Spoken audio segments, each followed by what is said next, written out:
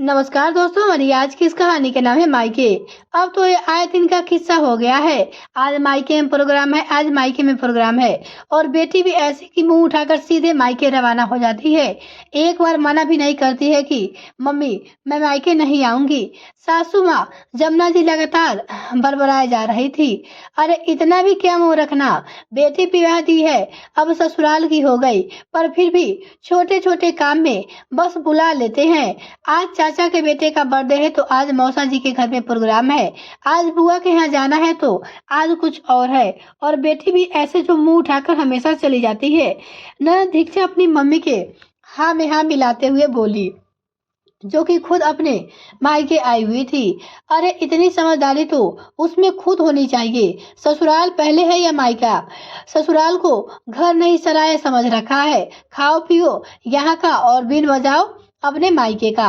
आखिर इसके mummy papa से बात करनी पड़ेगी। हाँ मम्मी जरूर करना, भला ये कोई बात होती है? अब तो भाभी इस घर की बहू बन चुकी है, लेकिन जब देखो मायके में टिकी रहती है। अच्छा लगता है क्या बहू के होते हुए सास घर का काम कर रही हो?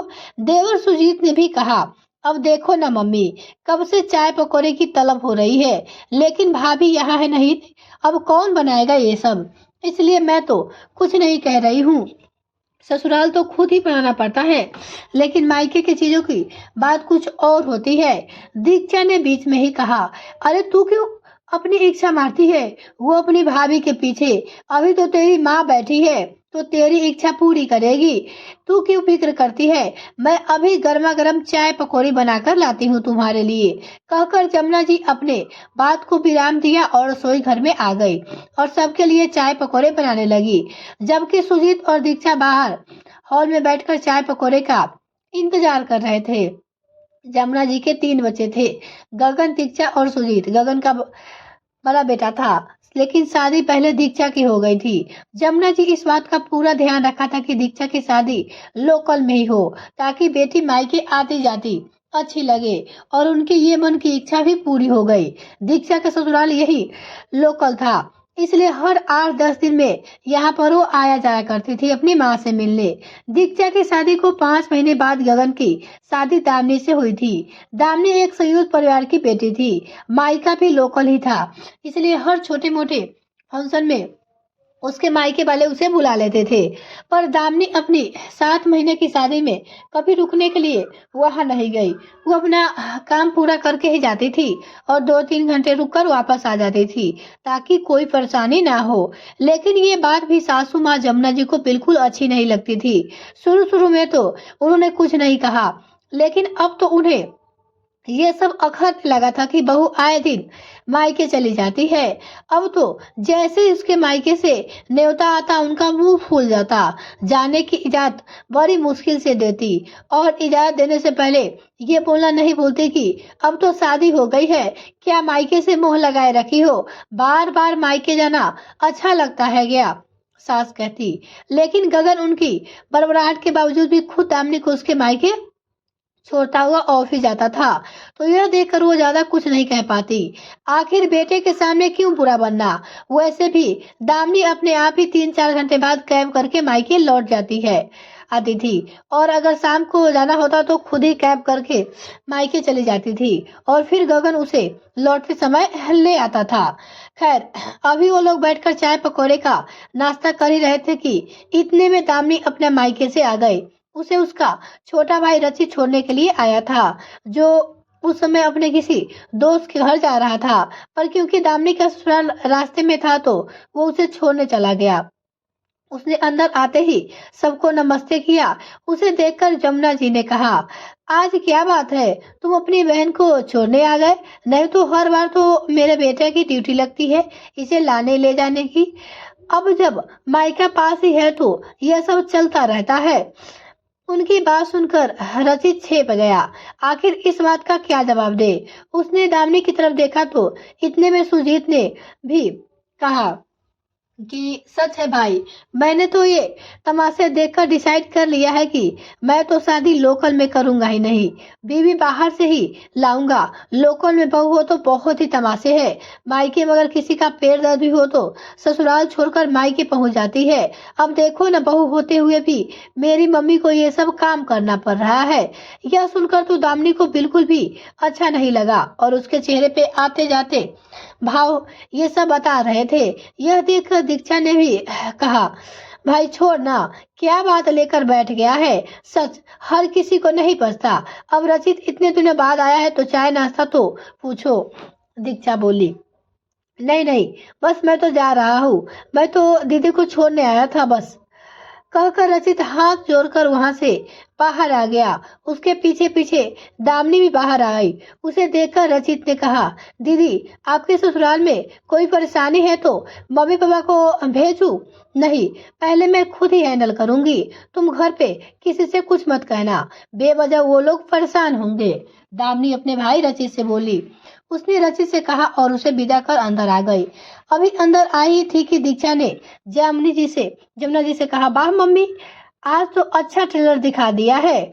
दीक्षा बोली और कहकर जोर से हंस पड़ी। उसके साथ साथ जमुना जी और सुजीत भी हंस पड़े। यह देखकर तो दामिनी के तन बदन में आग लग गई। उसे हंसते देखकर यही चलता रहा तो आगे उसके माँ बाप को भी बुलाना पड़ेगा। आखिर डरती हो क्या मैं किसी से? बिटिया की शादी के बाद मायके का मोह छोड़ देना चाहिए, लेकिन ये आजकल की बहुओं को समझ में कहाँ आता है। जमुना जी उसे सुनाते हुए यानी कि अपनी बहू को सुनाते हुए बोली, लेकिन तब दामिनी खुद को शांत करते हुए बोली, ननद रानी, आपको सुनाई नहीं दिया?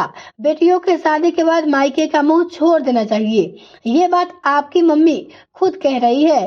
फिर भी आप यहाँ बेशर्मों की तरह बैठकर पकोड़े खा रही हो। आपको भी मेरी तरह कुछ समझ में नहीं आता। उसकी बात सुनकर सब लोग सकते में आ गए। जब दामिनी ये बातें बोली, बहू खबरदार, जो तूने मेरी बेटी को कुछ कहा तो खुद में समझ नहीं है और अपनी ननद को निशाना बना रही हो। बहन बेटियां तो मायके आती ही अच्छी लगती है। जमुना जी अचानक खड़ी होते हुए चिल्लाई और अपनी बहू पे बोली, अच्छा ये आपकी बेटी है इसलिए मायके आते हुए अच्छी लगती है, तो क्या मैं किसी की बहन बेटी नहीं हूँ जो मायके आते जाते अच्छी नहीं लगती? मेरा तो संयुक्त परिवार है, इसलिए आए दिन कोई न कोई प्रोग्राम होता है, लेकिन दीदी का तो एकल परिवार है, फिर ये क्यों हर 8 दिन में यहाँ पे आ जाती है? दामिनी बोली।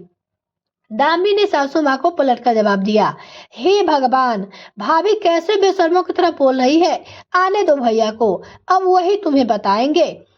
अचानक दीक्षा ने बीच में ही कहा, बेशर्म तो आपने मुझे बनाया है। मैं जब भी मायके जाती हूँ तो हमेशा मम्मी जी मुझे सुनाती है और हर बार चुपचाप सुन लेती हूँ, कभी पलटकर कुछ नहीं कहा, लेकिन आज तो आपने मेरे भाई को ही सुना दिया और अब आप मेरे माता पिता को बुलाने की बातें कर रही हो। बिल्कुल बुलाइए, शौक से बुलाइए, लेकिन जिस दिन आप उन्हें बुलाएंगे ना, उस दिन मैं दीदी के सास ससुर को भी बुलाऊंगी। यहाँ पे उनके सामने करना ये सब बातें, आखिर उन्हें भी तो पता चले कि बहू को मायके जाना चाहिए या फिर नहीं। कहकर दामिनी अंदर कमरे में चली गई। पीछे तीनों बड़बड़ाते रहे। रात को जब गगन घर आया तो सबने दामिनी के खिलाफ बहुत कुछ कहा, पर वो अच्छे से जानता था कि घर में सभी को दामिनी का मायके जाना बुरा लगता है, इसलिए उसने दामिनी का पक्ष ही सुना और बाद में उसने साफ साफ कह दिया सबसे, मम्मी जब आप उकसाओगे तो जवाब दे देगी ना। जब खुद की बेटी मायके आती जाती अच्छी लगती है तो बहू क्यों नहीं? गगन भी अपने माँ को कहा। आखिर गगन ने ये सब कहकर बातें को वहीं पे खत्म कर दिया, लेकिन घर में सब इस बात से चिढ़ गए और सब दामिनी से कम ही बातें करते थे। या यूं कहे कि उसे कोई काम होता तो गगन ही कहते थे, पर उसे नहीं कहते थे। साथ ही उस दिन के बाद से गगन को भी जोरू का गुलाम जैसी उपाधि दे दी गई और उसे कहने लगे। लेकिन अब ये हो गया कि अब कोई भी उन्हें मायके जाते समय नहीं बोलता था। यह कहानी आपको कैसी लगी कमेंट में लिखकर जरूर बताइएगा। अगर आपको ये कहानी पसंद आए तो वीडियो को लाइक कर दीजिएगा, चैनल को सब्सक्राइब कर दीजिएगा, साथ में बेल आइकन ताकि मेरे आने वाली और सारे वीडियो का नोटिफिकेशन आपको सबसे पहले मिल सके। इस वीडियो को देखने के लिए बहुत बहुत धन्यवाद।